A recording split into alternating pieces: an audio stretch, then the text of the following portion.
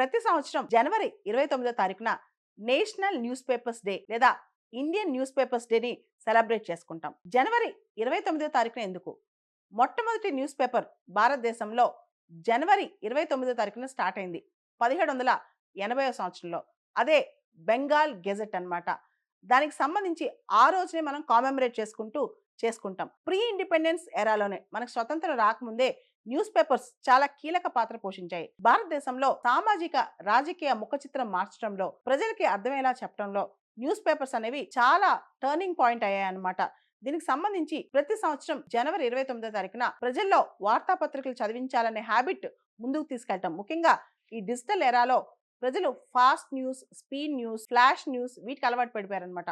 స్నిప్పెట్స్కి అలవాటు పడిపోయారు. ఈ టైంలో in depth analysis, in depth understanding, informative decision making కోసం న్యూస్ పేపర్స్ రీడింగ్ చాలా ఇంపార్టెంట్ అనమాట. మనం గమనిస్తే కనుక భారతదేశంలో మొట్టమొదటి న్యూస్ పేపర్ జనవరి 29, 1780లో జేమ్స్ అగస్టస్ హిక్కీ అనే ఆయన స్టార్ట్ చేశారు. అదే బెంగాల్ గెజెట్. దాన్ని కలకత్తా జనరల్ అడ్వర్టైజర్ అని కూడా అంటారనమాట. ఆ టైంలో బ్రిటిష్ రాజుకి వ్యతిరేకంగా ప్రజల్లో అవగాహన కల్పించడానికి ఈ బెంగాల్ గెజెట్ స్టార్ట్ అయిందనమాట.